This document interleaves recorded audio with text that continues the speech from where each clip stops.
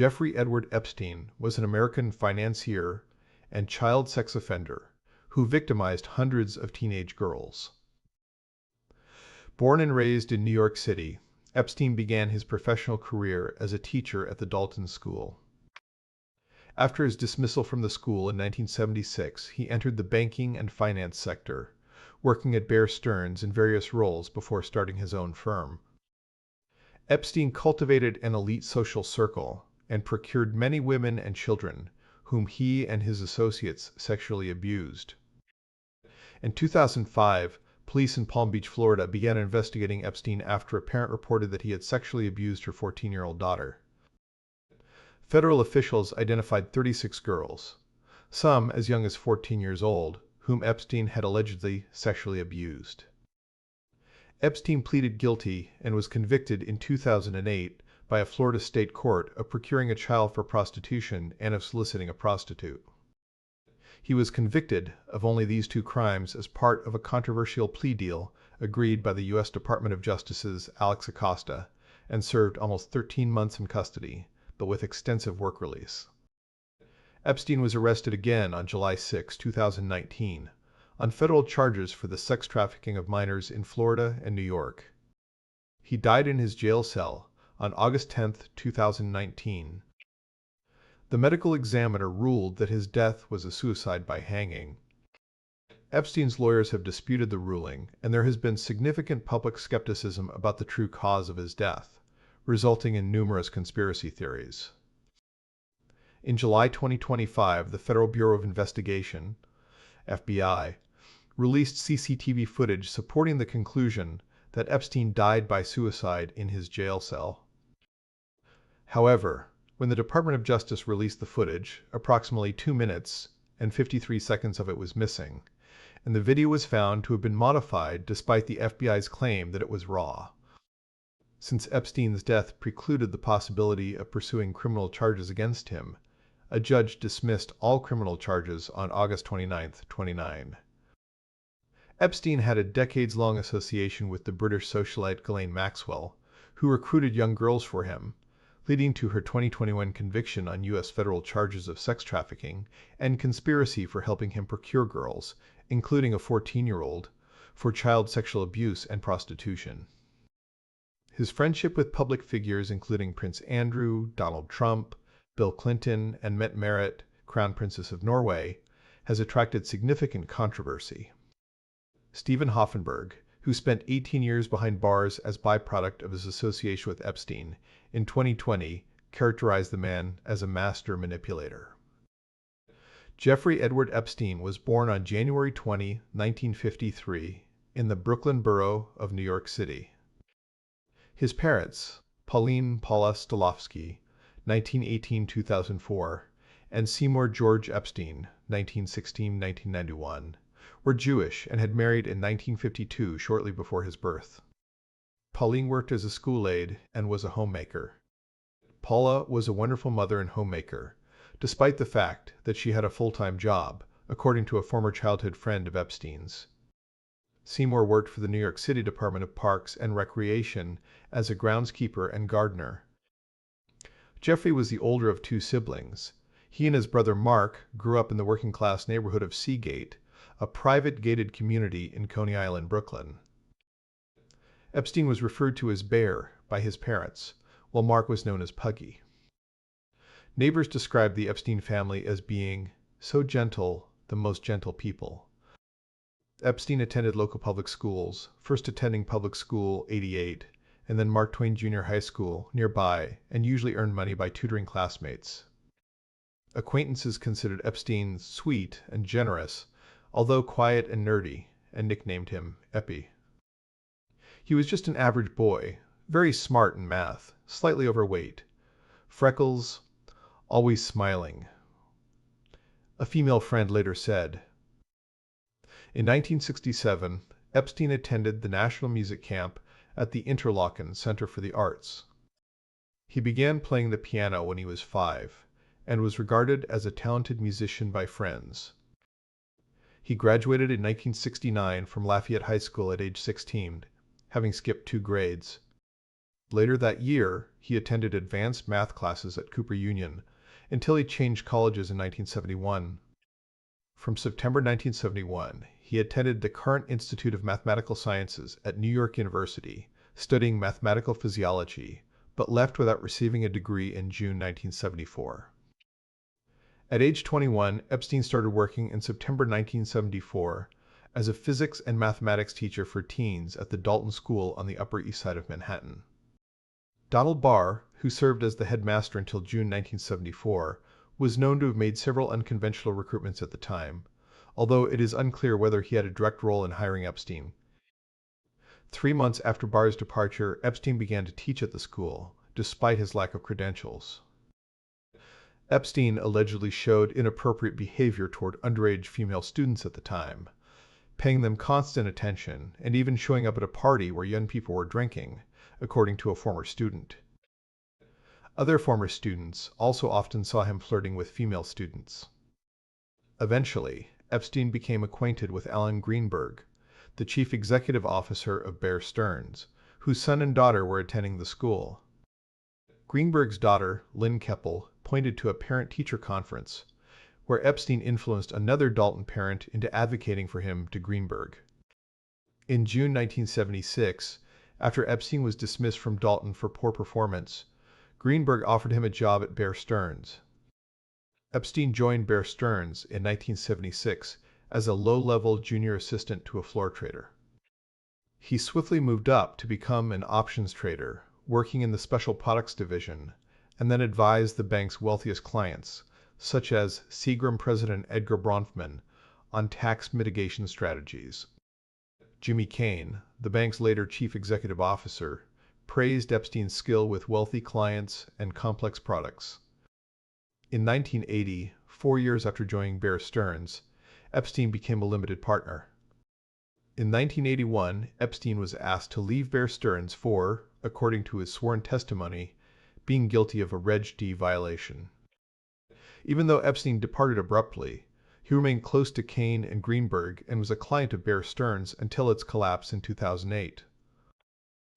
In August 1981, Epstein founded his own consulting firm, Intercontinental Assets Group Inc., IAG, which assisted clients in recovering stolen money from fraudulent brokers and lawyers.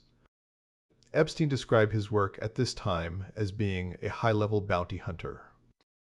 He told friends that he worked sometimes as a consultant for governments and the very wealthy to recover embezzled funds, while at other times he worked for clients who had embezzled funds.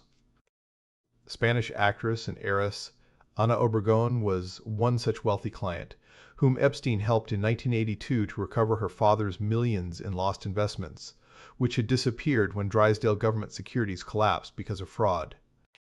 In the mid-1980s, Epstein traveled multiple times between the United States, Europe, and the Middle East.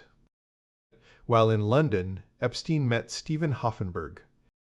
They had been introduced through Douglas Leese, a defense contractor, and John Mitchell, the former U.S. Attorney General. An anonymous source met with Epstein and Leese as early as 1981. Epstein also stated to some people at the time that he was an intelligence agent.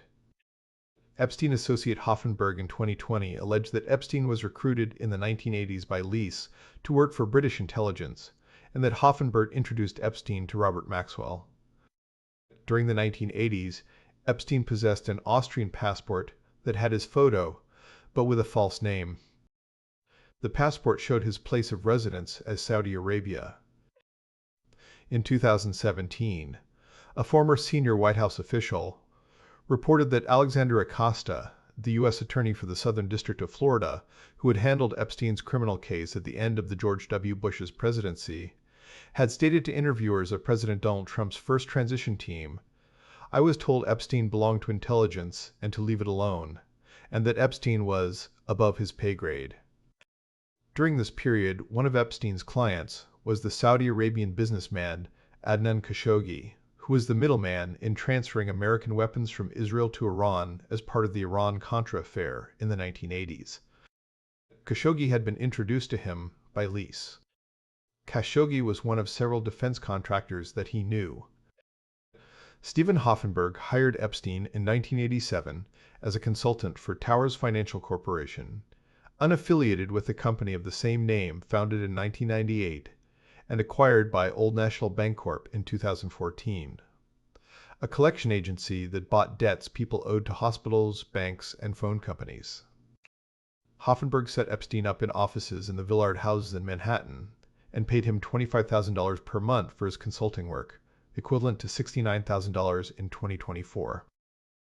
Hoffenberg and Epstein then refashioned themselves as corporate raiders using Towers Financial as their raiding vessel. One of Epstein's first assignments for Hoffenberg was to implement what turned out to be an unsuccessful bid to take over Pan American World Airways in 1987. A similar unsuccessful bid in 1988 was made to take over Emory Air Freight Corp. During this period, Hoffenberg and Epstein worked closely together and traveled everywhere on Hoffenberg's private jet. In 1993, Towers Financial Corporation imploded when it was exposed as one of the biggest Ponzi schemes in American history, losing over $450 million of its investors' money, equivalent to $1 billion in 2024. In court documents, Hoffenberg claimed that Epstein was intimately involved in the scheme. Epstein left the company by 1989 and was never charged for involvement in the massive investor fraud committed. It is unknown if Epstein acquired any stolen funds from the Towers Ponzi scheme. In 1988, while Epstein was still consulting for Hoffenberg, he founded his financial management firm, J. Epstein & Company.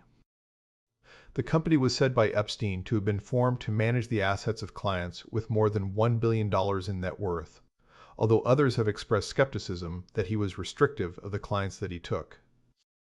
The only publicly known billionaire client of Epstein was Leslie Wexner, chairman and CEO of L Brands, formerly The Limited, Inc. and Victoria's Secret. In 1986, Epstein met Wexner through their mutual acquaintances, insurance executive Robert Meister and his wife, in Palm Beach. A year later, Epstein became Wexner's financial advisor and served as his right-hand man. Within the year, Epstein had sorted out Wexner's entangled finances. In July 1991, Wexner granted Epstein full power of attorney over his affairs. The power of attorney allowed Epstein to hire people, sign checks, buy and sell properties, borrow money, and do anything else of a legally binding nature on Wexner's behalf. Epstein managed Wexner's wealth and various projects such as the building of his yacht, the Limitless. It was during this time that Southern Air Transport relocated its headquarters to service Wexner's brands, and that Epstein dated models like Stacey Williams. Epstein represented himself as a global talent scout for Victoria's Secret during this time, and used this powerful position to manipulate young women into his bed.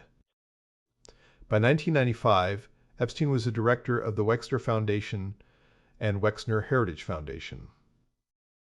He was also the president of Wexner's Property, which developed part of the town of New Albany outside Columbus, Ohio, where Wexner lived. Epstein made millions in fees by managing Wexner's financial affairs. Although never employed by L Brands, he frequently corresponded with the company executives. Epstein often attended Victoria's Secret fashion shows and hosted the models at his New York City home, as well as helping aspiring models get work with the company. In 1996, Epstein changed the name of his firm to the Financial Trust Company and, for tax advantages, based it on the island of St. Thomas in the U.S. Virgin Islands. By relocating to the U.S. Virgin Islands, Epstein was able to reduce federal income taxes by 90%. The U.S. Virgin Islands acted as an offshore tax haven, while at the same time offering the advantages of being part of the United States banking system. Epstein, who capitalized on his relation with Jess Staley, while the latter was employed by J.P. Morgan, maintained close relations with that bank's subsidiary in the USVI. In 2002, according to New York Magazine, his financial administrative staff numbered 150 employees, among whom 20 accountants across 3 sites: Villard House in Manhattan, the Wexner operation in Columbus, and St. Thomas USVI. According to Forbes in 2025, the great majority of Epstein's wealth between 1999 and 2018 came from $490 million in fees, most of that from two billionaires, Leslie Wexner, $200 million, and Leon Black, $70 million, with the remaining $310 million reported as income during that period by his companies as being from investment returns, and was worth $600 million when he died. In the course of his life, Epstein engaged with no fewer than 75 lawyers, including Alan Dershowitz, Kenneth Starr, Roy Black, and Jay Lefkowitz. Senator Ron Wyden said in Congress that the U.S. Treasury Department file on Epstein detailed from one account no less than 4,725 wire transfers that totaled $1.1 billion, and that he had extensive financial correspondence from Russian banks over his sex trafficking activities. Epstein controlled more than 156 bank accounts, and J.P. Morgan and Deutsche Bank paid compensation to girl victims that by 2025 totaled over $200 million. Another report from Forbes states that between four banks, J.P. Morgan Chase, Deutsche Bank, Bank of New York Mellon, and Bank of America, the transfers totaled more than $1.9 billion. Epstein was the president of the Bermuda incorporated company Liquid Funding Ltd. Between 2000 and 2007. The company was an early pioneer in expanding the kind of debt that could be accepted on repurchase, or the repo market, which involves a lender giving money to a borrower in exchange for securities that the borrower then agrees to buy back at an agreed-upon later time and price. The innovation of liquid funding and other early companies was that instead of having stocks and bonds as the underlying securities, it had commercial mortgages and investment-grade residential mortgages bundled into complex securities as the underlying security. Liquid funding was initially 40% owned by Bear Stearns, and it was among the first to use the investment strategy. Through the help of credit rating agencies, Standard & Poor's, Fitch Ratings, and Moody's Investor Service, the new bundled securities were able to be created for companies so that they received a gold-plated AAA rating. In fact, two of J.P. Morgan's mutual funds held a total of $100 million. Two Dreyfus mutual funds held at least $39 million, and a Frank Russell mutual fund held $125 million. The implosion of such complex securities, because of their inaccurate ratings, led to the collapse of Bear Stearns in March 2008, and set in motion the 2008 financial crisis and the subsequent Great Recession.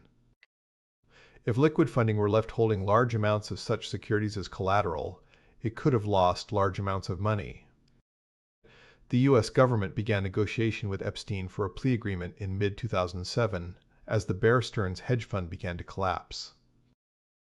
In August 2006, Epstein, a month after the federal investigation of him began, invested $57 million in the Bear Stearns high-grade structured credit strategies, enhanced leverage hedge fund. The SEC filings for the Bear Stearns fund show that Epstein's financial trust company controlled the votes of a 10% share. This fund was highly leveraged in mortgage-backed collateralized debt obligations, CDOs. On April 18, 2007, an investor in the fund, who had $57 million invested, discussed redeeming his investment. At this time, the fund had a leverage ratio of 17-1, which meant for every dollar invested, there were $17 of borrowed funds. Therefore, the redemption of this investment would have been equivalent to removing $1 billion from the thinly traded CDO market. The selling of CDO assets to meet the redemptions that month began a repricing process and general freeze in the CDO market. The repricing of the CDO assets caused the collapse of the fund 3 months later in July, and the eventual collapse of Bear Stearns in March 2008. Losses to investors in the two Bear Stearns funds were estimated to exceed $1.6 billion. By the time the Bear Stearns fund began to fail in May 2007, Epstein had begun to negotiate a plea deal with the U.S. Attorney's Office concerning imminent charges for sex with minors. In August 2007, a month after the fund collapsed, the U.S. Attorney in Miami, Alexander Acosta, entered into direct discussions about the plea agreement. Acosta brokered a lenient deal, according to him, because he had been ordered by higher government officials who told him that Epstein was an individual of importance to the government. As part of the negotiations, according to the Miami Herald, Epstein provided unspecified information to the Florida federal prosecutors for a more lenient sentence, and was supposedly unnamed investor, Tubley 1, for the New York federal prosecutors in their unsuccessful June 2008 criminal case against Teofi and Tannen, two of the managers of the failed Bear Stearns hedge fund. Alan Dershowitz, one of Epstein's attorneys in the 2008 criminal case, told Fox Business Network in 2019, "We would have been touting that if he had cooperated. The idea that Epstein helped in any prosecution is news to me." On the other hand, reports exist that Epstein's subprime investment vehicle had somehow repaid all its debt, or it was forgiven in the subprime bailout. Moody's reported that on 18 April 2008, all outstanding rated liabilities of liquid funding were paid in full. At the time, the liquidator had not yet sold the beleaguered fund to its new owner, J.P. Morgan, as of May 1st. In 2003, New York Daily News publisher Mortimer Zuckerman partnered with Epstein, advertising executive Donny Deutsch, and investor Nelson Peltz in a bid to acquire the New York Magazine. The ultimate buyer was Bruce Wasserstein, a longtime Wall Street investment banker who paid $55 million, over $10 million above the offer from Zuckerman, Epstein, Deutsch, and Peltz. In 2004, Epstein and Zuckerman committed up to $25 million to finance Radar, a celebrity and pop culture magazine founded by Mayor Roshan. Epstein and Zuckerman were equal partners in the venture. Roshan, as its editor-in-chief, retained a small ownership stake. It folded after 3 issues as a print publication and became exclusively an online one. Between 2002 and 2005, Epstein invested $80 million in the DB. Zwerne's Special Opportunities Fund, a hedge fund that invested in illiquid debt securities. In November 2006, Epstein attempted to redeem his investment after he was informed of accounting irregularities in the fund. By this time, his investment had grown to $100 million. The DB. Zwerne Fund refused to redeem the investment. Hedge funds that invest in illiquid securities typically have years-long lockups on their capital for all investors and require redemption requests to be made in writing 60 to 90 days in advance. The fund was closed in 2008, and its remaining assets of approximately $2 billion, including Epstein's investment, were transferred to Fortress Investment Group when that firm bought the assets in 2009. Epstein later went to arbitration with Fortress over his redemption attempt. The outcome of that arbitration is not publicly known. After his first arrest, Epstein tried to get access to the emerging industry of surveillance. Leaked emails, released by the hacker group Handala, which likely operates out of Iran's Ministry of Intelligence, according to Reuters, show that Epstein leveraged his relationship with former Israeli Prime Minister Ehud Barak, who met Epstein around 30 times between 2013 and 2017, and according to emails leaked by Handala, having visited Epstein's private island together with his wife while arranging to leave his security team behind in January 2014, to approach powerful figures like Peter Thiel, a former director of Israeli signals intelligence, and 2 people in Vladimir Putin's circle, former Russian Deputy Minister of Economic Development, Sergei. In 2015, the Israeli newspaper Haaretz reported that Epstein invested in the startup Reporty Homeland Security, rebranded as Carbine in 2008. The startup was connected with Israel's defense industry and headed by Barak. The CEO of the company is Amir El-Hai, a special forces officer, and Pinchas Bukris, a director of the company and former Defense Ministry Director General and commander of IDF Cyber Unit A200. Epstein had past experience with Israel's research and military sector. In April 2008, he went to Israel and met with a number of research scientists and visited different Israeli military bases. Epstein arranged for Barak to meet Thiel in New York on 9 June 2014. In 2016, he pitched Reporty to Thiel, founded Valar Ventures. In 2015 and 2016, Epstein invested $40 million into funds managed by Valar, but the proposal got rejected on account of being premature. But Valar's McCormick said they would try to re-engage when the startup was more developed. In 2018, the Founders Fund, another firm co-founded by Thiel, joined the $15 million Series B. While scheduling the meeting with Thiel, Barack also discussed with Epstein about meeting Putin's ally Viktor Vekselberg on the 6th and 8th day of June 2014. An email sent in April 2015 shows that Barack asked Epstein for his opinion on Vekselberg, backed Fifth Dimension, a startup which later shut down after being sanctioned in 2018 by the US for alleged election meddling. Multiple well-placed sources told Vicky Ward that Epstein lacked a moral compass and decided to compromise influential people by recording them doing things they wouldn't want made public. Ghislaine Maxwell, Epstein's long-term girlfriend and companion, told a friend that Epstein's private island in the Virgin Islands was completely wired for video, and the friend believed that Maxwell and Epstein were videotaping everyone on the island as an insurance policy. When police raided his Palm Beach residence in 2006, 2 hidden cameras were discovered in his home. It was also reported that Epstein's mansion in New York was wired extensively with a video surveillance system. Epstein associate Hoffenberg alleged in 2020 that Epstein and Maxwell were agents for UK and Israeli intelligence. Maria Farmer, an artist who worked for Epstein in 1996, noted that Epstein showed her a media room in the New York mansion where there were individuals monitoring the pinhole cameras throughout the house. The media room was accessed through a hidden door. She stated that in the media room there were men sitting here. And I looked on the cameras and I saw toilet, toilet, bed, bed, toilet, bed. She added that it was very obvious that they were like monitoring private moments. Epstein allegedly lent girls to powerful people to ingratiate himself with them, and also to gain possible blackmail information. According to the Department of Justice, he kept compact discs locked in his safe in his New York mansion with handwritten labels that included the description, "Young name plus name." On the occasion of his 2019 arrest, the FBI confiscated the contents, which are said to include photographs of important men and underage girls.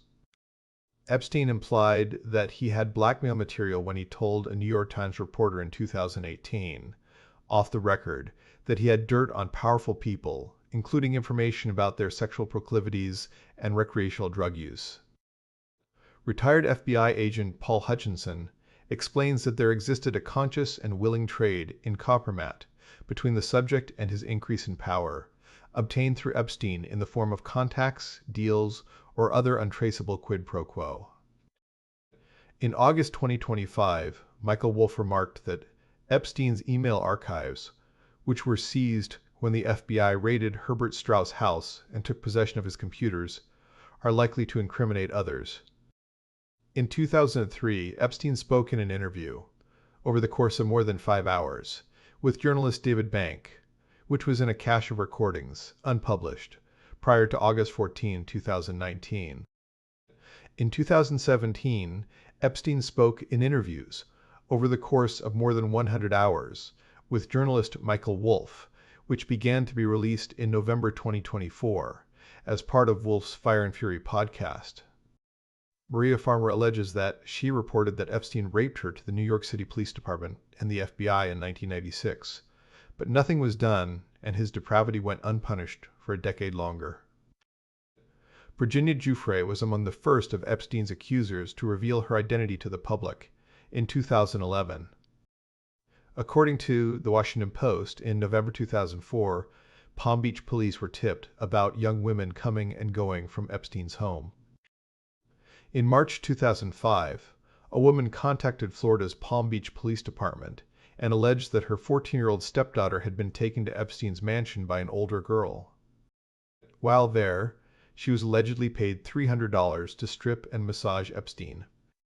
She had allegedly undressed, but left the encounter wearing her underwear. Palm Beach police began a 13-month undercover investigation of Epstein, including a search of his home. During the investigation, Palm Beach Police Chief Michael Reeder publicly accused the Palm Beach County State Prosecutor, Barry Krischer, of being too lenient and called for help from the FBI. The Federal Bureau of Investigation, FBI, then became involved. Subsequently, the police alleged that Epstein had paid several girls to perform sexual acts with him. Interviews with 5 alleged victims and 17 witnesses under oath, a high school transcript, and other items found in Epstein's trash and home allegedly showed that some of the girls involved were under 18, the youngest being 14, with many under 16. The police search of Epstein's home found 2 hidden cameras and large numbers of photos of girls throughout the house, some of whom the police had interviewed in the course of their investigation. Adriana Ross, a former model from Poland who became an Epstein assistant, reportedly removed computer drives and other electronic equipment from the financier's Florida mansion before Palm Beach police searched the home as part of their investigation. The court documents record that a search of Epstein's residence by Palm Beach police detective Joseph Reckery in 2005 uncovered an incriminating Amazon receipt containing books on S&M. The books he ordered are titled S&M 1001, A Realistic Introduction, Slavecraft, Roadmaps for Erotic Servitude. Principles: Skills and Tools and Training with Miss Abernathy, a workbook for erotic slaves and their owners. A former employee told the police that Epstein would receive massages 3 times a day. Eventually, the FBI compiled reports on 34 confirmed minors, eligible for restitution, increased to 40 in the non-prosecution agreement, whose allegations of sexual abuse by Epstein included corroborating details. Julie Brown's 2018 exposés in the Miami Herald identified 80 victims and located about 60 of them. She quotes the then police chief writer as saying, "This was 50-something shizzes and one he," and the shizzes all basically told the same story. Details from the investigation included allegations that 12-year-old triplets were flown in from France for Epstein's birthday and flown back the following day after being sexually abused by the financier. It was alleged that young girls were recruited from Brazil and other South American countries, former Soviet countries, and Europe, and that Jean-Luc Brunel's MC2 modeling agency was also supplying girls to Epstein, who actually financed the French agency. In May 2006, Palm Beach police filed a probable cause affidavit saying that Epstein should be charged with 4 counts of unlawful sex, with minors and 1 count of sexual abuse. On July 27, 2006, Epstein was arrested by the Palm Beach Police Department on state felony charges of procuring a minor for prostitution and solicitation of a prostitute. He was booked at the Palm Beach County Jail and later released on a $3,000 bond. State Prosecutor Krischer later convened a Palm Beach County grand jury, which was usually only done in capital cases.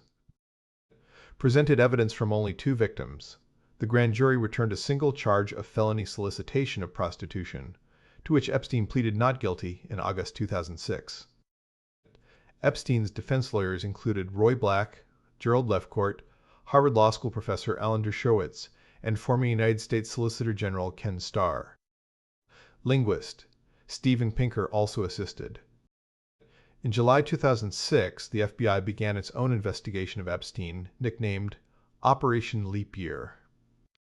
It resulted in a 53-page indictment in June 2007.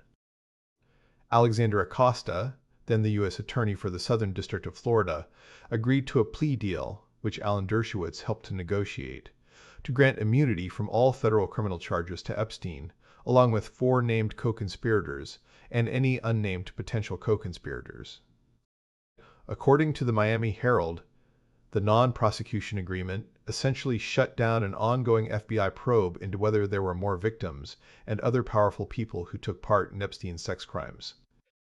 At the time, this halted the investigation and sealed the indictment. The Miami Herald said, Acosta agreed, despite a federal law to the contrary, that the deal would be kept from the victims. Acosta later said he offered a lenient plea deal because he was told that Epstein belonged to intelligence, was above his pay grade, and to leave it alone. Epstein agreed to plead guilty in Florida State Court to 2 felony prostitution charges, serve 18 months in prison, register as a sex offender, and pay restitution to 36 victims identified by the FBI. The plea deal was later described as a sweetheart deal. A federal judge later found that the prosecutors had violated victims' rights by concealing the agreement from the victims and instead urging them to have patience. According to an internal review conducted by the Department of Justice's Office of Professional Responsibility, released in November 2020, Acosta showed poor judgment in granting Epstein a non-prosecution agreement and failing to notify Epstein's alleged victims about the agreement. In 2019, Judge Kenneth Mara for the U.S. District Court for the Southern District of Florida adjudicated that the Acosta NPA document had violated the Crime Victims' Rights Act. A later appeals court judgment called the Acosta NPA a national disgrace. The terms of the Acosta NPA were revealed only after Bradley Edwards, the representative of two of Epstein's teenage victims, and press lawyers successfully sued to make them public. On June 30, 2008, after Epstein pleaded guilty to a state charge of procuring for prostitution a girl below age 18, he was sentenced to 18 months in prison. While most convicted sex offenders in Florida are sent to state prison, Epstein was instead housed in a private wing of the Palm Beach County Stockade and, according to the sheriff's office, was, after 3.5 months, allowed to leave the jail on work release for up to 12 hours a day, 6 days a week. This contravened the sheriff's own policies requiring a maximum remaining sentence of 10 months and making sex offenders ineligible for the privilege. He was allowed to come and go outside of specified release hours. Epstein's cell door was left unlocked, and he had access to the attorney room where a television was installed for him, before he was moved to the Stockade's previously unstaffed infirmary. He worked at the office of a foundation he had created shortly before reporting to jail. He dissolved it after he had served his time. The sheriff's office received $28,000 from Epstein's nonprofit to pay for the costs of extra services being provided during his work release. His office was monitored by permit deputies whose overtime was paid by Epstein. They were required to wear suits and checked in welcomed guests at the front desk.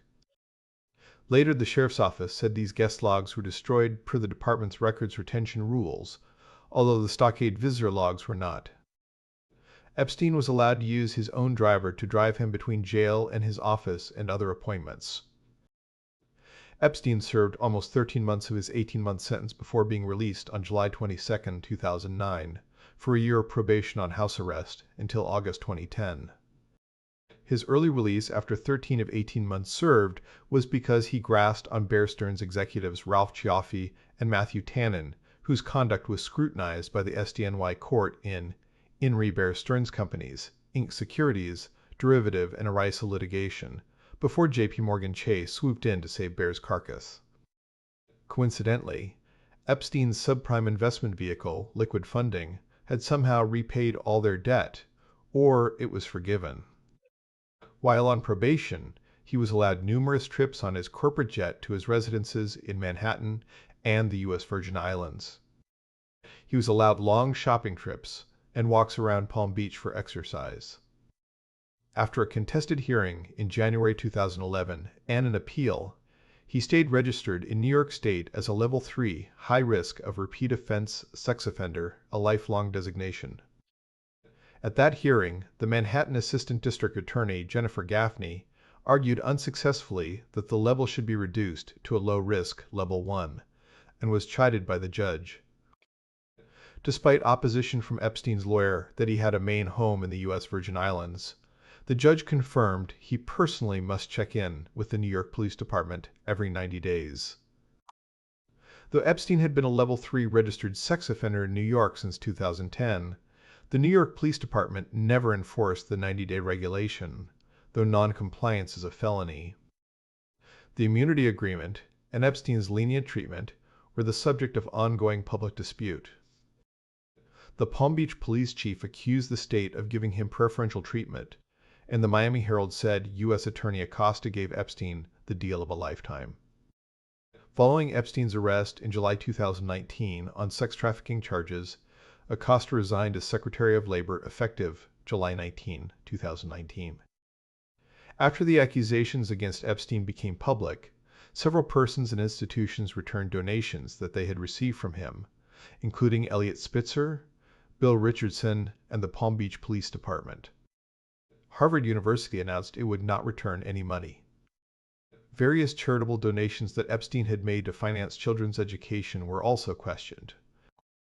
On June 18, 2010, Epstein's former house manager, Alfredo Rodriguez, was sentenced to 18 months incarceration after being convicted on an obstruction charge for failing to turn over to police, and subsequently trying to sell a journal in which he had recorded Epstein's activities. FBI Special Agent Christina Pryor reviewed the material and agreed it was information that would have been extremely useful in investigating and prosecuting the case, including names and contact information of material witnesses and additional victims. Epstein thought that his 2007 non-prosecution agreement with the Attorney General's Department could be relied upon, until he was caught by surprise. Over the 2 years leading up to his second arrest, Epstein hired Steve Bannon in order to prepare him for a media appearance in which Epstein would offer a mea culpa to a TV camera. At times, journalist Michael Wolff participated behind the scenes. Bannon coached Epstein to paint himself in the best possible light under hostile questions. Copies of the tapes remain in Bannon's hands. The public interview never occurred for reasons known only to the protagonists. Until Wolff's publication in June 2019 of Siege, Epstein had kept silent about his relationship with then-President Trump, and Epstein now regretted his disclosures to Wolff. On July 6, 2019, Epstein was arrested when he returned to the U.S. from France by the FBI, NYPD Crimes Against Children Task Force at Teterboro Airport in New Jersey on charges of sex trafficking during the years 2002 to 2005. He was jailed at the Metropolitan Correctional Center in New York City. According to witnesses and sources on the day of his arrest, about a dozen FBI agents forced open the door to his Manhattan townhouse, the Herbert N. Strauss House, with search warrants. The search of his townhouse turned up evidence of sex trafficking and also found hundreds and perhaps thousands of sexually suggestive photographs of fully or partially nude females. Some of the photos were confirmed as those of underage females. In a locked safe, compact discs were found with handwritten labels including the descriptions, Young Name Plus Name, Misc Nudes 1, and Girl Pics Nude. Ann Coulter alleges that the videotapes were mishandled, and as a result, those now in possession of the FBI may not be complete. Also found in the safe were $70,000 in cash, 48 diamonds, and a fraudulent Austrian passport, which expired in 1987, that had Epstein's photo, but another name. The passport had numerous entrance and exit stamps, including entrance stamps that showed the use of the passport to enter France, Spain, the United Kingdom, and Saudi Arabia in the 1980s. The passport showed his place of residence as Saudi Arabia. According to his attorneys, Epstein had been advised to acquire the passport because, as an affluent member of the Jewish faith, he was in danger of being kidnapped while traveling abroad. On July 8, prosecutors with the Public Corruption Unit of the Southern District of New York, under Jeffrey Berman, charged him with sex trafficking and conspiracy to traffic minors for sex. The grand jury indictment alleges that dozens of underage girls were brought into Epstein's mansions for sexual encounters. Judge Kenneth Mara was to decide whether the non-prosecution agreement that protected Epstein from the more serious charges should still stand.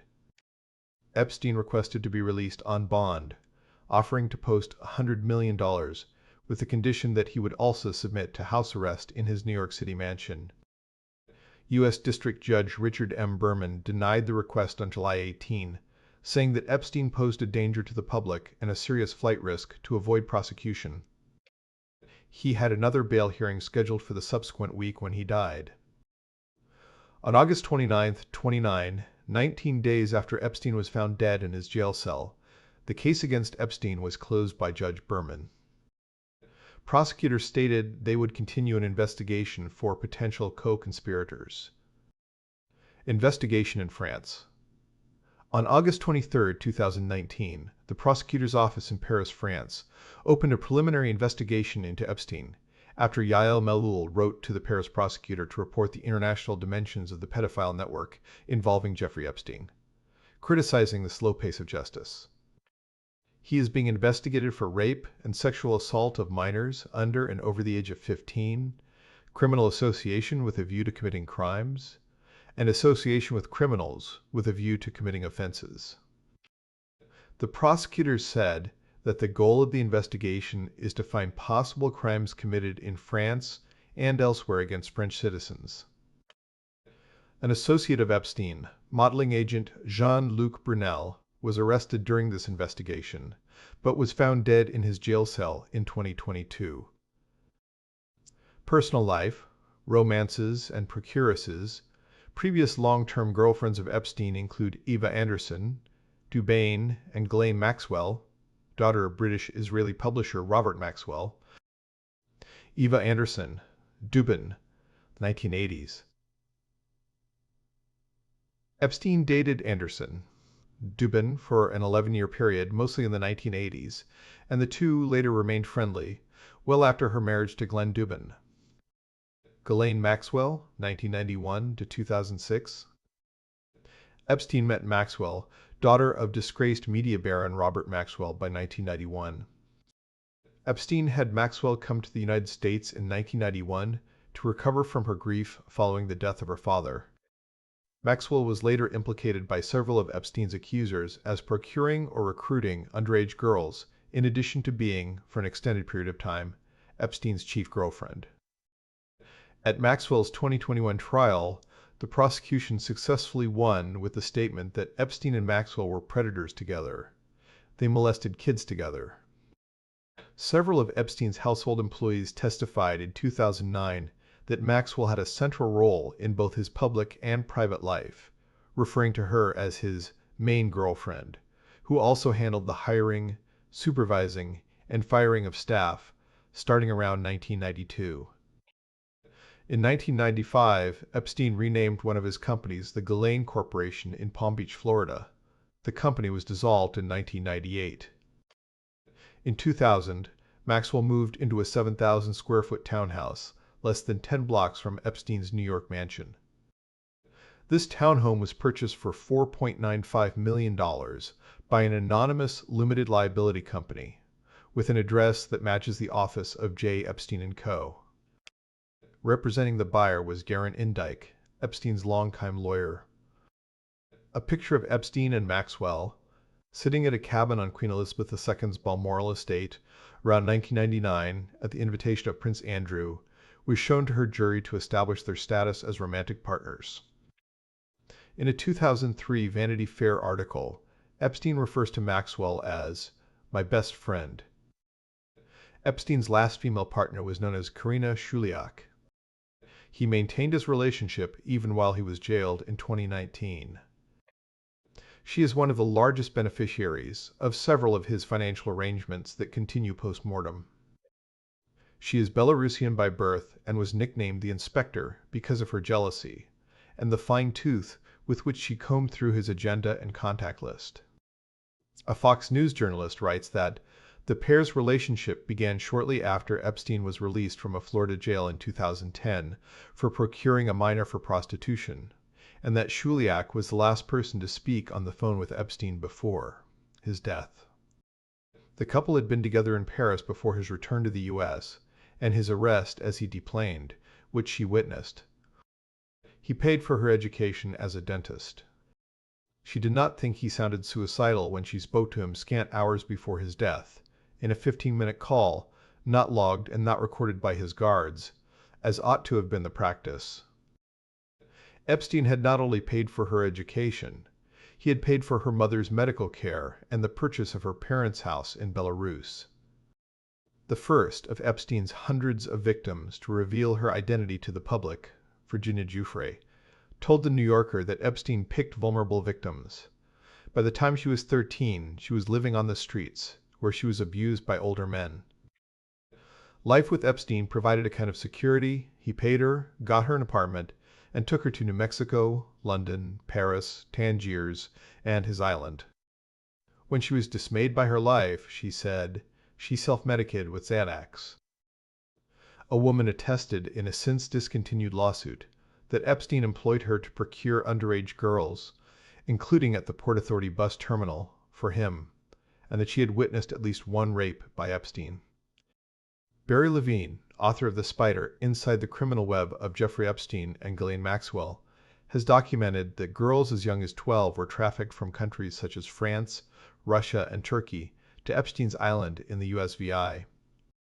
Attorney Brad Edwards, who represents more than 200 victims, notes that Epstein himself sexually abused all of these women and girls, but only a very small percentage of them was sent to be sexually abused by other men, who were also a select few. Epstein was a longtime acquaintance of Prince Andrew and Tom Barrack and attended parties with many prominent people, including Bill Clinton, George Stephanopoulos, Mark Zuckerberg, Reid Hoffman, Elon Musk, Donald Trump, Katie Couric, Woody Allen, Jeff Bezos, Sergey Brin, Larry Page, Louis Ranieri, Ronald Perelman, Tom Pritzker, Naomi Campbell, and Stephen Hawking.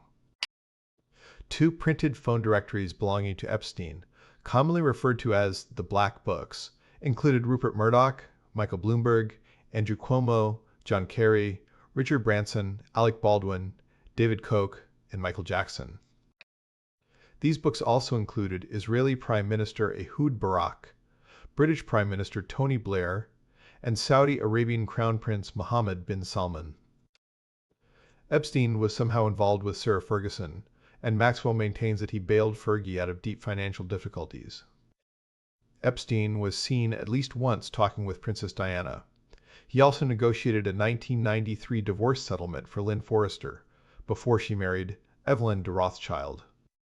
Lady de Rothschild reintroduced Epstein to Alan Dershowitz, presumably in connection to a donation Epstein made to Larry Summers' school. They had known each other at least since 1997, when their friendship was revealed by flight logs published in 2015. Both Clinton and Trump said that they never visited Epstein's Little St. James Island, though Clinton was listed on Epstein's flight logs at least 11 times with Sarah Kellen between 2002 and 2003. Epstein owned the island from 1998 until his death in 2019. In 2014, Epstein asked journalist Michael Wolff to write his biography. Wolff, who frequented Epstein after 2014, feels that the parvenu operated a form of private gentleman's club imbued with an air of a modern Jay Gatsby. As an example, Epstein took on an African safari trip aboard his Boeing 727 jet. Among others, Bill Clinton, Kevin Spacey, and Chris Tucker. Dr. Andrew Loney, author of entitled The Rise and Fall of the House of York, remarks that Epstein circulated among his house guests catalogs of photographs. We know that there were books of photographs passed around Epstein's homes, where powerful men could choose the women they wanted to meet. Multiple well-placed sources told Vicky Ward that Epstein lacked a moral compass and decided to compromise influential people by requiring them doing things they wouldn't want made public. He told a journalist with the New York Times in August 2018 that he had dirt on powerful people, including details about their supposed sexual proclivities and recreational drug use. Perhaps it is this want of a moral compass that allowed Epstein to display in his New York mansion an oil portrait of Bill Clinton in a blue party dress and with ruby slippers. Disgust with Epstein was cited by Melinda French Gates as one of the reasons for her divorce of Bill Gates, who met Epstein after he had been convicted for pedophilia. A New York Times article reported that Bill Gates' relationship with Jeffrey Epstein started in 2011, just a few years after Epstein's conviction, and continued for some years. In August 2021, Gates said the reason he had meetings with Epstein was because Gates hoped Epstein could provide money for philanthropic work, though nothing came of the idea. Gates added, "It was a huge mistake to spend time with him, to give him the credibility of being there." Epstein was also longtime acquaintance of Mette Marit, Crown Princess of Norway, with whom he stayed in contact for several years after his release from prison. According to Wolff, political strategist Steve Bannon and Epstein were introduced not long after Bannon's August 2017 ejection from the White House. Bannon met with Epstein several times at his mansion in New York. Also, according to Wolff, Bannon coached Epstein for a 60 minutes interview which never occurred. From the 1990s to mid-2000s, Epstein often socialized with Donald Trump. Wolff wrote that Trump, Epstein, and Tom Barrack were at the time like a set of nightlife musketeers on the social scene. Epstein and Trump socialized both in New York City and Palm Beach, where they both had houses. In a profile of Epstein in New York Magazine in 2002, Donald Trump remarked, "I've known Jeff for 15 years. Terrific guy. He's a lot of fun to be with."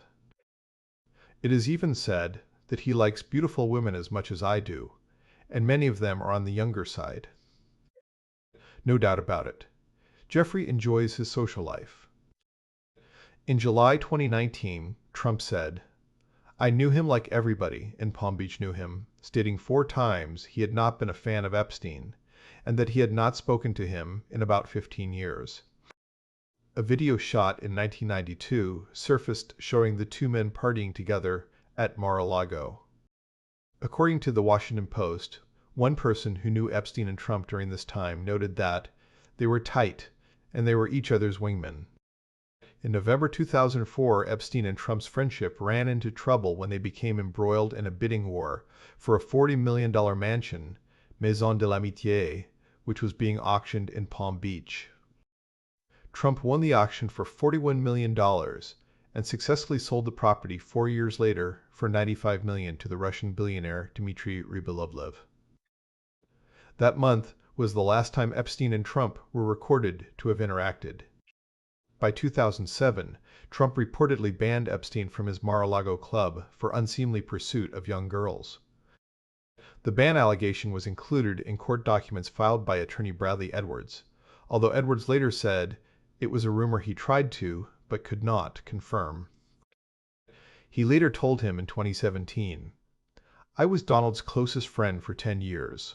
Although Wolff opines that on some level after Trump's election, Epstein feared Trump, ostensibly because over the course of their decades-long friendship, each had accumulated information that could incriminate the other. In August 2025, the Daily Beast published an article which claimed that Epstein had remained a member at Mar-a-Lago for years after the date on which Trump had claimed to cancel Epstein's membership. In 2002, a spokesman of Bill Clinton lauded Epstein as a committed philanthropist with insights and generosity. At the time, Epstein was on the board of Rockefeller University, a member of the Trilateral Commission and the Council on Foreign Relations, and was a major donor to Harvard University. Epstein visited the White House while Clinton was president on 4 known occasions. In 1993, he went to a donor event at the White House with his companion Ghislaine Maxwell. Around the same time, he also met with President Clinton's aide, Mark Middleton, on at least 3 occasions at the White House.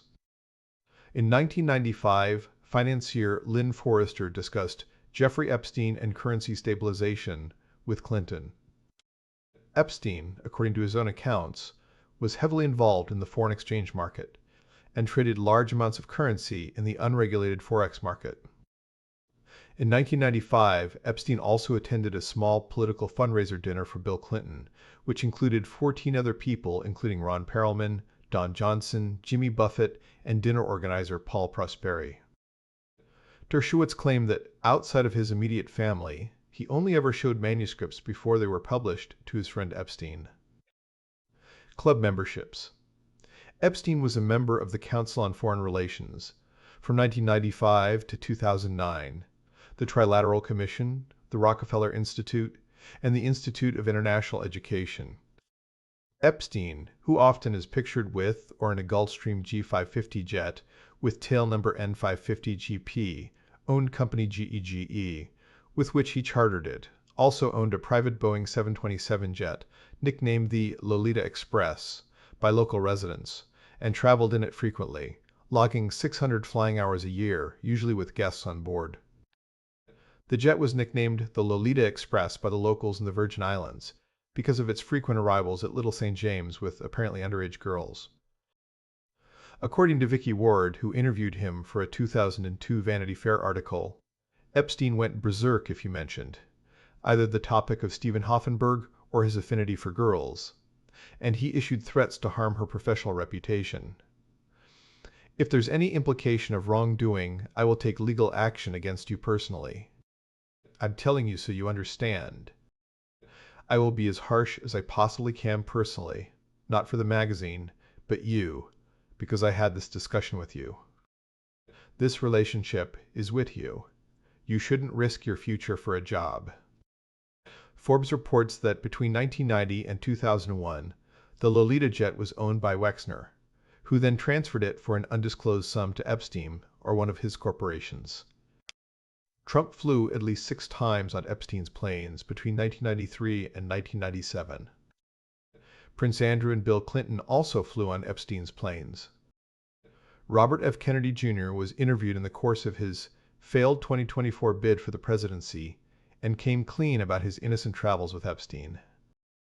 In 2003, Epstein flew to Cuba aboard his plane with Colombian President Andrés Pastrana Arango at the invitation of Cuban President Fidel Castro. According to Fabiola Santiago of the Miami Herald, Epstein was likely considering relocating to Cuba in order to evade U.S. law enforcement, which was investigating him at the time. In 2009, Epstein's brother Mark claimed Trump had flown on Epstein's plane at least once. He later told the Washington Post that Trump flew numerous times on Epstein's airplane, although Mark was present on only one of the flights. According to Michael Corcoran, Trump flew Epstein on his own airplane at least once. In September 2002, Epstein flew Clinton, Kevin Spacey, and Chris Tucker to Africa in this jet. Flight records obtained in 2016 show Bill Clinton flew 27 times to at least a dozen international locations. Those flight logs did not list any Secret Service detail accompanying Clinton for at least 5 flights on a 2002 trip to Asia, and Secret Service stated that there is no evidence of the former president making a trip to Epstein's private island. In 2019, a Clinton spokesperson stated that in 2002 and 2003, Clinton took 4 trips on Epstein's airplane, making stops on 3 continents, all with his staff and Secret Service detail. At the time of Epstein's 2019 arrest, Clinton's spokeswoman, Angel Urena, stated that Clinton had not spoken to Epstein in well over a decade and has never been to Little St. James Island, Epstein's ranch in New Mexico, or his residence in Florida. President Trump, in July 2019, stated, "I knew him like everybody in Palm Beach knew him." Swiss leaked files indicate Epstein had millions stored in offshore accounts. According to Forbes in 2025, the great majority of Epstein's wealth between 1999 and 2018 came from $490 million in fees, most of that from 2 billionaires, Leslie Wexner, $200 million, and Leon Black, $70 million, with the remaining $310 million reported as income during that period by his companies as being from investment returns. Due to the U.S. Virgin Islands Economic Development Plan's tax exemptions, his corporation saved $300 million in taxes and paid an effective tax rate of 4%, even though the top marginal tax rate for corporations on the islands was 38.5%. In 2025, Epstein's estate received $105 million in tax refunds. Les Wexner was one source of Epstein's original wealth. An assistant of Epstein also stated that he got his fortune started through Robert Maxwell, the media mogul father of Ghislaine Maxwell. When Epstein pleaded guilty in 2008 to soliciting and procuring prostitution, his lawyer stated he was a billionaire with a net worth of over $1 billion. A number of sources, however, have questioned the extent of Epstein's wealth and his status as a billionaire. According to an article in the New York Times, his fortune may be more illusion than fact. Epstein lost large sums of money in the 2008 financial crisis, and friends and patrons, including retail billionaire Leslie Wexner, deserted him, following his pleading guilty to prostitution charges in 2008. New York Magazine claimed that there's scant proof of Epstein's financial bona fides, and Forbes also ran an article entitled, Why sex offender Jeffrey Epstein is not a billionaire. Spencer Kuvin, an attorney for 3 of Epstein's alleged victims in the case where Epstein pleaded guilty to sexual activity with minors, stated that he and his team pursued every possible angles to find out Epstein's net worth, but found that much of his wealth is offshore. An investigation by the Miami Herald of the Swiss leaks documents indicated that Epstein had multiple financial accounts with millions of dollars in offshore tax havens. In the Paradise Papers, records showed that Epstein, in February 1997, became a client of Appleby, a Bermuda-based law firm which specialized in the creation of offshore companies and investment vehicles for the ultra-wealthy. A client profile of Epstein described his job cryptically as the manager of fortune. Federal prosecutors on July 12, 2019, stated in court documents that, based on records from one financial institution, Jeffrey Epstein was extravagantly wealthy and had assets worth at least $500 million and earned more than $10 million a year. The extent of his wealth, however, was not known, since he had not filled out a financial affidavit for his bail application. According to Bloomberg News, today, so little is known about Epstein's current business or clients that the only things that can be valued with any certainty are his properties. The Miami Herald, in their investigation of the Paradise Papers and Swiss leaks documents, concluded that Epstein's wealth is likely spread secretly across the globe. In 2020, Epstein Estate's finances revealed that it had paid out nearly $50 million between June 2020 and December 2020 to more than 100 women who brought claims to the Epstein Victims Compensation Fund, set up in the U.S. Virgin Islands. By February 2021, the estate was valued at about $40 million, down from estimates of $630 million a year earlier. This prompted the Attorney General of the U.S. Virgin Islands, Denise George, to file an emergency motion seeking the immediate asset freeze. She contended in the court filing, which the victims joined, that the estate executors had mismanaged the money.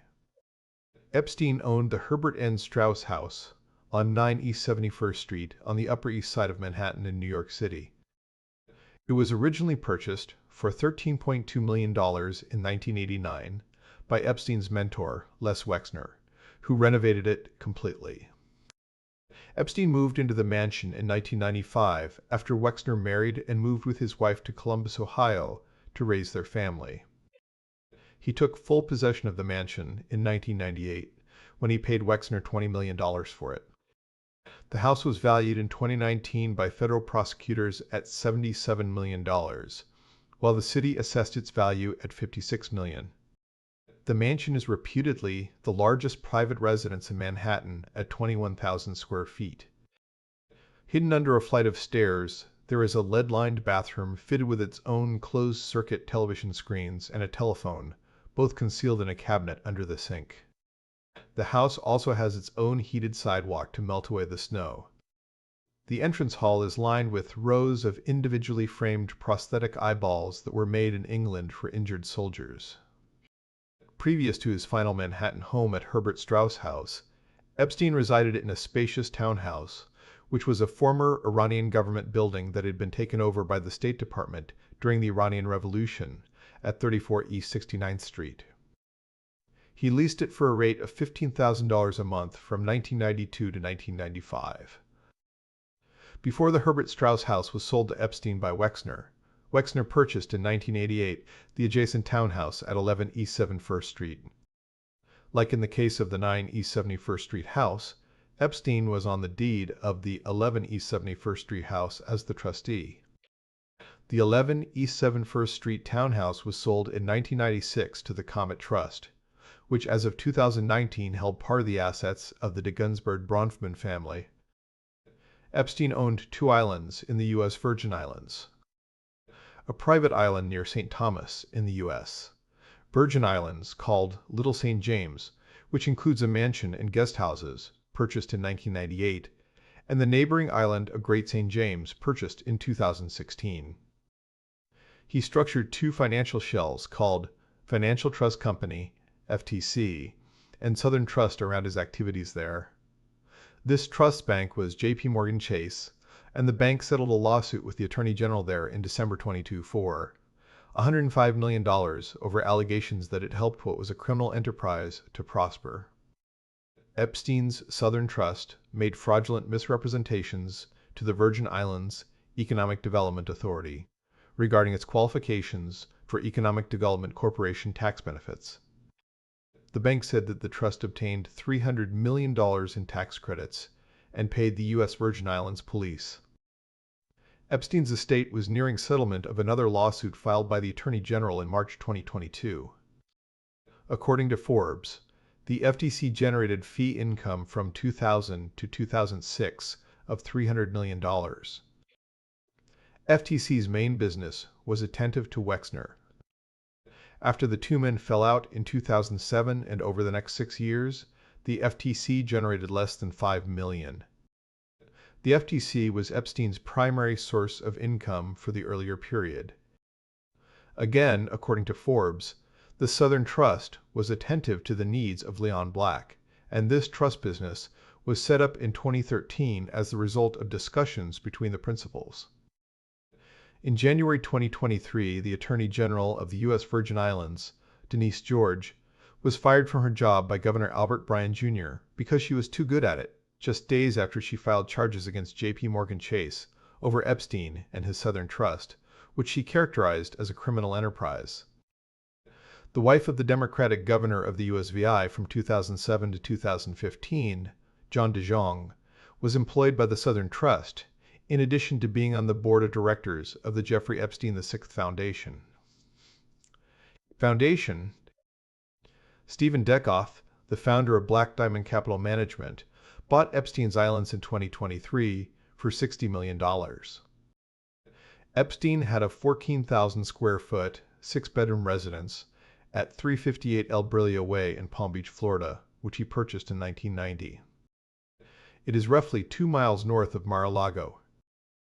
It was bought for $18.5 million in 2021 by a property developer who demolished it and changed the address before flipping the empty lot 6 months later for a gain of $7.5 million.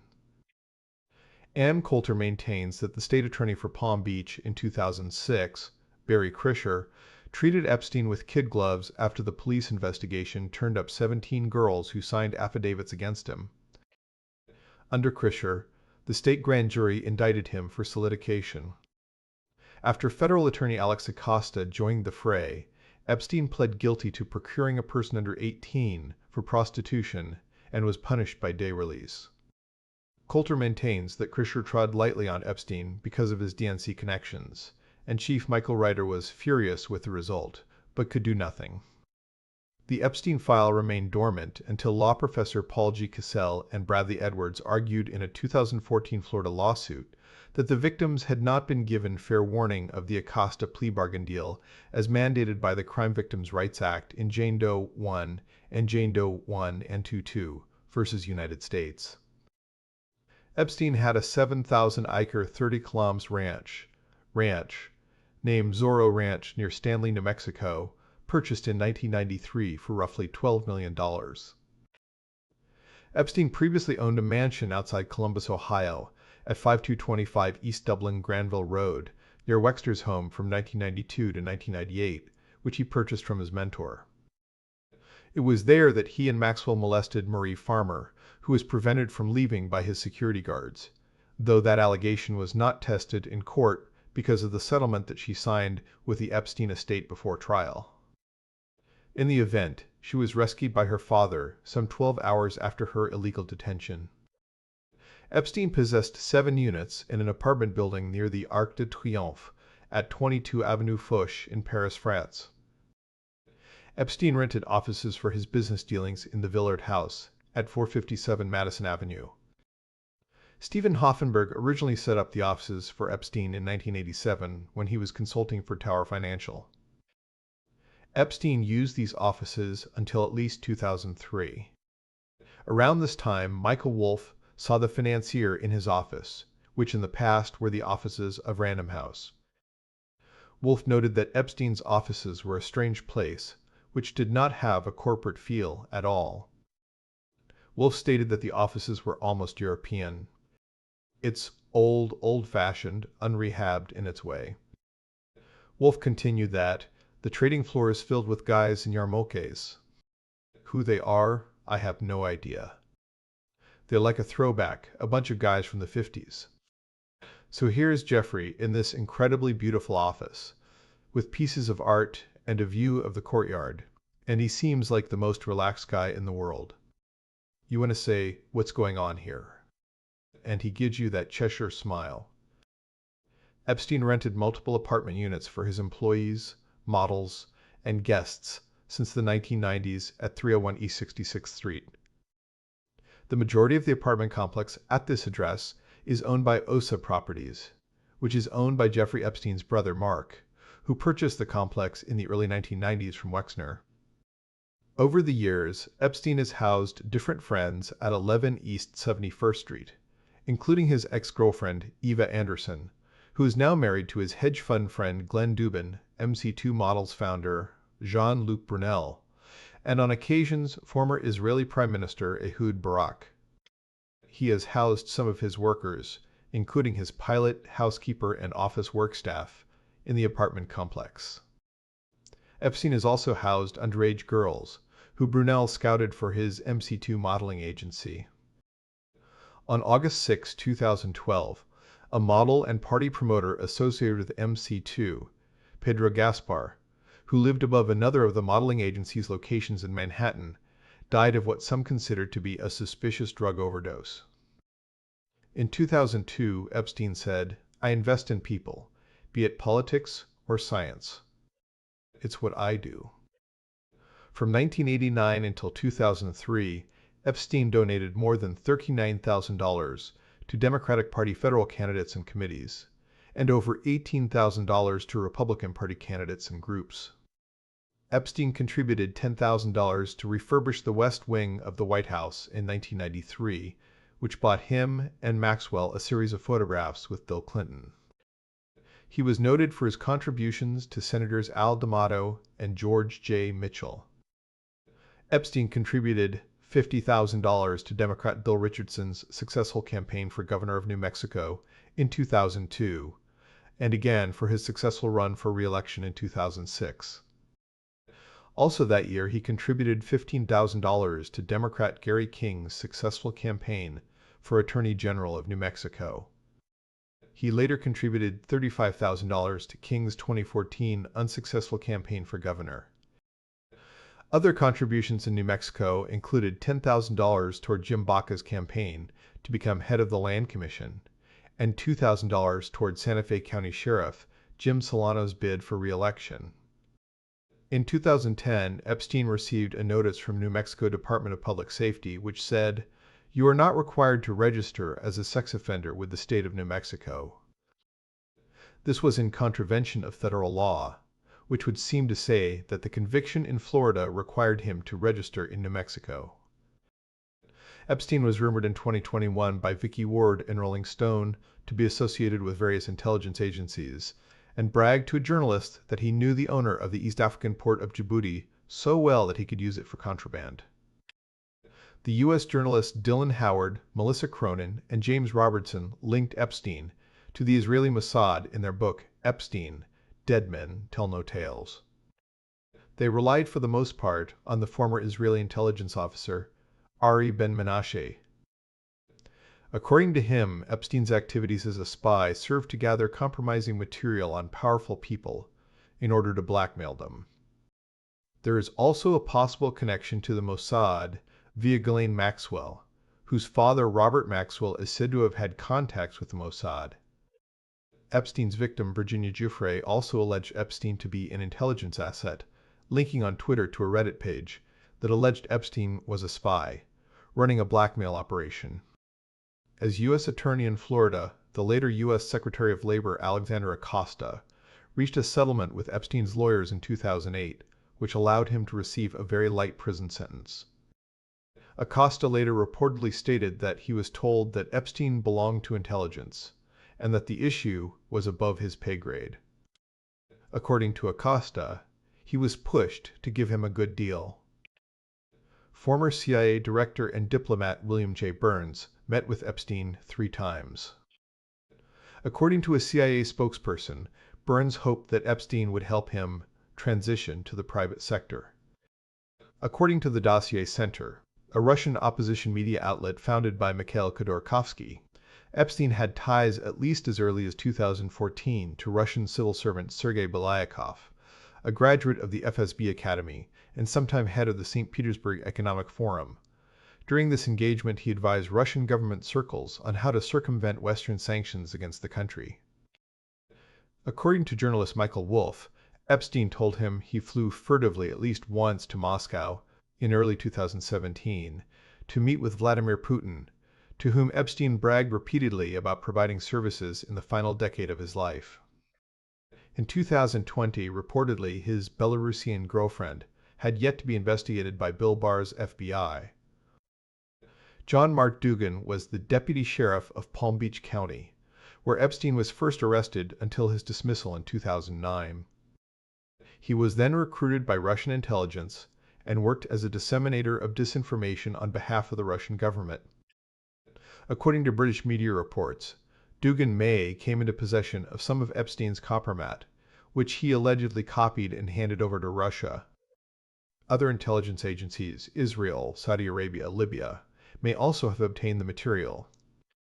Ghislaine Maxwell told Todd Blanche in his July 2025 prison interview of her, "The tales of Epstein's involvement with intelligence agencies during her relationship with him are bullshit." Previously, Maxwell maintained that Epstein's planes were wiretapped for leverage, and in conversation with Christina Oxenberg, she speculated that the audio and video recordings could potentially incriminate co-conspirators and high-profile figures who were associates of Epstein. Epstein donated millions of dollars to Harvard University over the years for different causes. In 1991, Epstein was one of 4 donors who pledged to raise $2 million for a Hillel student building Rusovsky Hall at Harvard University. In the 1990s, Epstein donated $10,000 to the White House Historical Association. In 2000, Epstein established the Jeffrey Epstein Foundation, which funds science research and education. Prior to 2003, the foundation funded Martin Nowak's research at the Institute for Advanced Study in Princeton, New Jersey. In May 2003, Epstein pledged a series of donations totaling $30 million to create a mathematical biology and evolutionary dynamics program at Harvard, which was run by Martin Nowak. According to the Boston Globe, the actual amount received from Epstein was $6.5 million. Epstein was friends with and funded Gerald Edelman, Stephen Kosslyn, Danny Hillis, and Lawrence Krauss. In 2006, the Epstein Foundation funded a physics conference called Confronting Gravity. In 2019, Forbes deleted a 2013 article that called Epstein one of the largest backers of cutting-edge science, after the New York Times revealed that its author, Drew Hendricks, had been paid $600 to submit it falsely as his own. According to attorney Gerald B. Lefcourt, Epstein was part of the original group that conceived of the Clinton Global Initiative, and in 2006, he donated $25,000 to the Clinton Foundation. Epstein co-organized a science event with illusionist and skeptic Al Seckel called the Mindshift Conference. The conference took place in 2010 on Epstein's private island, Little St. James. In attendance were scientists Murray Gell-Mann, Leonard Mlodinow, and Gerald J. Sussman. The true extent of Epstein's donations is unknown. The Jeffrey Epstein Foundation fails to disclose information which other charities routinely disclose. Concerns have been raised over this lack of transparency. In 2015, the Attorney General of the state of New York was reported to be trying to gain information but was refused, since the charities were based outside of the state and did not solicit in New York State. According to a New York Times investigation, an Epstein-owned charity donated $2.3 million to former Israeli Prime Minister Ehud Barak between 2004 and 2006, and later invested $1 million in a partnership with Barak in 2015. It was also reported that Barak met with Epstein dozens of times, from 2013 onwards. Epstein, besides making donations through the Jeffrey Epstein Foundation, also made a number of charitable donations through his 3 private charities, Epstein Interest, the COUQ Foundation, and Gratitude American Ltda. According to federal tax filings, Epstein donated $30 million between 1998 and 2018 through these three charities. Following his death, a number of scientists and institutions, including Harvard University and Massachusetts Institute of Technology, came under criticism for accepting money from Epstein and his foundation, with some individuals offering to give away money donated by Epstein. According to various sources, beginning in the early 2000s, Epstein developed a strong interest in improving the human race through genetic engineering and artificial intelligence, including using his own sperm. He addressed the scientific community at various events and occasions, and communicated his fascination with eugenics. It was reported in August 2019 that Epstein had planned to seed the human race with his DNA by impregnating up to 20 women at a time using his New Mexico compound as a baby ranch, where mothers would give birth to his offspring. He was an advocate of cryonics and his own idiosyncratic version of transhumanism, and had said that he intended to have his penis and head frozen. In response to the Jeffrey Epstein Foundation donations, Kathleen Hall Jamieson, director of the Annenberg Public Policy Center at the University of Pennsylvania, said, "Scientists need funding for important work. If the funding is for legitimate scientific work, there is nothing wrong with accepting support from a billionaire. However, it would have been wrong for scientists to accept his funding if they were aware that he was planning a eugenics experiment that might draw legitimacy from his association with them." Harvard professor George Church also publicly apologized for meeting Epstein after his 13-month sentence in 2009, saying, "There should have been more conversations about, should we be doing this, should we be helping this guy? There was just a lot of nerd tunnel vision." On July 23, 2019, Epstein was found injured and semi-conscious at 10:30 a.m. on the floor of his cell with marks around his neck. His cellmate, former New York City police officer Nicholas Tartaglione, who was awaiting trial for 4 counts of murder, was questioned about Epstein's condition. He denied having any knowledge of what happened. Correctional staff suspected attempted suicide, but did not rule out the possibility it was staged, or that he was assaulted by another inmate. According to NBC News, 2 sources said that Epstein might have tried to hang himself. A third said the injuries were not serious and could have been staged, and a 4th source said that an assault by his cellmate had not been ruled out. After that incident, he was placed on suicide watch. 6 days later, on July 29, 2019, Epstein was taken off suicide watch and placed in a special housing unit with another inmate. Epstein's close associates said he was in good spirits. When Epstein was placed in the special housing unit, the jail informed the Justice Department that he would have a cellmate, and that a guard would look into the cell every 30 minutes. These procedures were not followed on the night of his death. On August 9, 2019, Epstein's cellmate was transferred out, but no one took his place. Later in the evening, contrary to the jail's normal procedure, Epstein was not checked every 30 minutes. The 2 guards who were assigned to check his jail unit that night fell asleep and did not check on him for about 3 hours. The guards falsified related records. 2 cameras in front of Epstein's cell also malfunctioned that night. Epstein was found dead in his cell at the Metropolitan Correctional Center, MCC, in New York City at 6:30 a.m. EDT on August 10, 2019. The Bureau of Prisons said life-saving measures were initiated immediately upon the discovery of Epstein's body. Emergency responders were called and he was taken to a hospital. On August 10, 2019, the Bureau of Prisons and U.S. Attorney General William Barr called the death an apparent suicide, although no final determination had been made.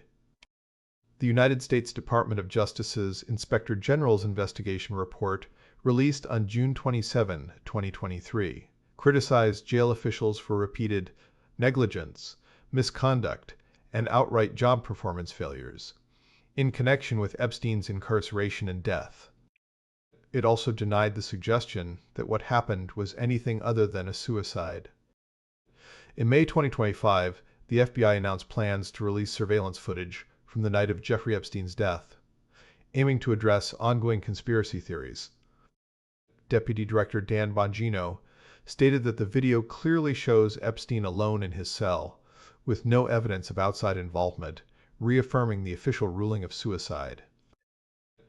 On August 11, 2019, an autopsy was performed. It appeared likely that Epstein had thrown himself violently off the cell's top bunk, which would explain the damage he suffered, other than strangulation. The preliminary result of the autopsy found that Epstein sustained multiple breaks in his neck bones. Among the bones broken in Epstein's neck was the hyoid bone. Such breaks of the hyoid bone can occur from those who hang themselves from some substantial height, e.g., jumping from a chair into the rope, but they are more common in victims of homicide by strangulation. A 2010 study found broken hyoids in 25% of cases of hangings. A larger study conducted from 2010 to 2016 found hyoid damage in just 16 of 264, or 6%, of cases of hangings. Hyoid bone breaks become more common with age, as the bones become more brittle. Forensic pathologist Cyril Wecht noted that hanging by leaning forward would not result in broken cervical bones. On August 16, 2019, Barbara Sampson, the New York City medical examiner, ruled Epstein's death a suicide by hanging. The medical examiner, according to Epstein's defense counsel, only saw 9 minutes of footage from one security camera to help her arrive at her conclusion. Epstein's defense lawyers were not satisfied with the conclusion of the medical examiner and were conducting their own independent investigation into the cause of Epstein's death, including taking legal action, if necessary, to view the pivotal camera footage near his cell during the night of his death. Epstein's lawyers said that the evidence concerning Epstein's death was far more consistent with murder than suicide. Michael Baden, an independent pathologist hired by the Epstein estate, observed the autopsy. In October 2019, Baden said that Epstein had experienced a number of injuries, among them a broken bone in his neck, that are extremely unusual in suicidal hangings and could occur much more commonly in homicidal strangulation. Baden stated that he thinks that the evidence points to homicide rather than suicide. Mark Epstein, Jeffrey's brother, opines that the evidence points to professional hitmen. On August 18, 2019, it was reported that Epstein had signed his last will and testament on August 8, 2019, 2 weeks after being found injured in his cell and 2 days before his death. Until this time, Epstein had been depositing money in other inmates' commissary accounts to avoid being attacked. Following the autopsy, Epstein's body was claimed by his brother Mark. On September 5, 2019, Epstein's body was interred in an unmarked crypt next to those of his parents at the IJ. Morris Starr of David Cemetery in Palm Beach, Florida. The names of his parents were also removed from their crypt in order to prevent vandalism. Attorney General Barr ordered an investigation by the Department of Justice Inspector General, in addition to the investigation by the Federal Bureau of Investigation, saying he was appalled by Epstein's death in federal custody. 2 days later, Barr said there had been serious irregularities in the prison's handling of Epstein, promising, "We will get to the bottom of what happened, and there will be accountability." On August 14, 2019, Manhattan Federal Court Judge Richard M. Berman, who was overseeing Epstein's criminal case, wrote to the Metropolitan Correctional Center warden Lamine Ndiaye, inquiring as to whether an investigation into the millionaire's apparent suicide would include a probe into his prior July 23 injuries. Judge Berman wrote that, to his knowledge, it has never been definitively explained what they concluded about the incident. CCTV footage released in July 2025 showing part of a common area within the Metropolitan Correctional Center where Epstein was being held. A minute is missing from the footage, where the clock jumps from 11,058 to 12,000. The national president of the Council of Prison Local C33, EOO, Young, stated that prisons can't ever stop anyone who is persistent on killing themselves. Between 2010 to 2016, around 24 inmates killed themselves while in federal custody, or around 20 prisoners per year, out of an inmate population of 80,000. The previous reported inmate suicide in the MCC facility in Manhattan was in 1998. The union leader Young said it was unclear if there was video of Epstein's hanging or direct observations by jail officials. He said that while cameras are ubiquitous in the facility, he did not believe that the interior of inmate cells was within their range. Young said union officials had long been raising concerns regarding staffing, as the Trump administration had imposed a hiring freeze and budget cuts on the Federal Bureau of Prisons, BOP, adding, "All this was caused by the administration." President Serene Gregg of the American Federation of Government Employees Local 348 said MCC was functioning with fewer than 70% of the needed correctional officers, forcing many to work mandatory overtime and 60 to 70-hour work weeks. In previous congressional testimony, Attorney General Barr admitted the BOP was short, about 4,000 to 5,000 employees. He had lifted the freeze and was working to recruit sufficient new officers to replace those who had departed. Epstein's attorneys asked Judge Berman to probe their client's death, alleging they could provide evidence that the incident resulting in his death was far more consistent with assault than suicide. 1 week after having signed his final will, it had been reported that at least one camera in the hallway outside Epstein's cell had footage that was unusable, although other usable footage was recorded in the area. 2 cameras that malfunctioned in front of Epstein's cell were sent to an FBI crime lab for examination. Federal prosecutors subpoenaed up to 20 correctional officers concerning the cause of Epstein's death. On November 19, 2019, federal prosecutors in New York charged Metropolitan Correctional Center guards, Michael Thomas and Tova Noel, with creating false records and with conspiracy, after video footage obtained by prosecutors revealed that Epstein had, against regulation, been in his cell unchecked for 8 hours prior to being found dead. On May 22, 2021, the 2 guards admitted they falsified records, but were spared from any time behind bars under a deal with federal prosecutors. As part of a deferred prosecution agreement, on May 25, both officers pleaded guilty to falsifying records and conspiracy to defraud the United States. They were sentenced to 6 months supervisory release and were required to perform 100 hours of community service. On December 19, 2023, New York Judge Loretta Preska ordered a list with names of more than 70 Epstein associates to be unsealed on January 1, 2024. Anyone on the list had until January 1 to appeal to have their name removed. In February 2025, second Trump administration's Attorney General Pam Bondi stated that Jeffrey Epstein's client list was sitting on my desk for review, and in June, Elon Musk alleged that President Trump himself was in the Epstein files. On July 8, Bondi and FBI head Kash Patel announced that there was no client list, no evidence that Epstein had blackmailed anyone, that Epstein had killed himself, and released footage showing a partial view of a common area, an obscured view of the stairs leading to Epstein's cell block, though that footage was not able to be independently verified. A minute was found missing from the footage soon after, where the clock jumps from 11,058,058 to 12,000 thou.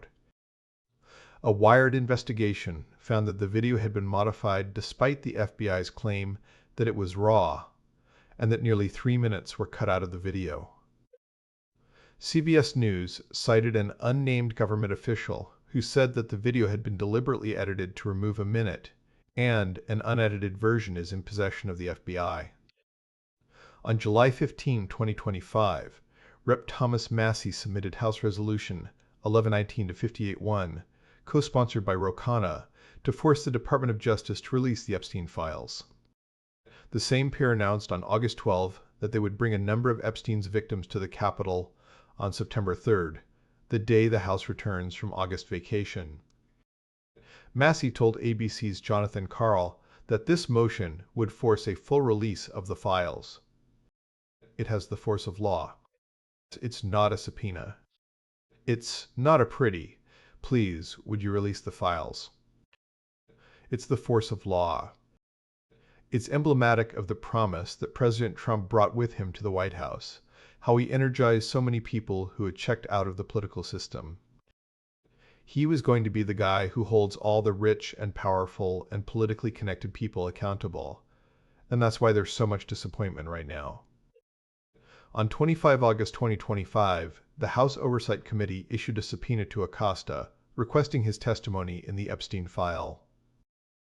His name was not in the initial batch of subpoenas the committee sent out earlier in August, which included Bill Clinton, Hillary Clinton, and former attorneys general Loretta Lynch, Eric Holder, William Barr, Merrick Garland, Jeff Sessions, and Alberto Gonzales.